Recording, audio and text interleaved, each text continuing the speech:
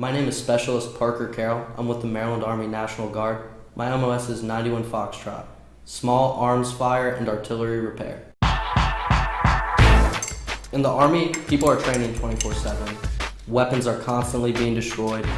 They constantly need to be repaired. Soldiers with my MOS fix them. The school is located in Fort Lee, Virginia. You learn the weapon systems of the United States Army. You learn how to break it down, how to fix it. There's plenty of jobs for the civilian sector. Private contracting, law enforcement, gunsmith. This job is extremely important. Weapons save people's lives every day. There's always going to be a bad guy with a weapon, and there's always going to be a good guy with a weapon.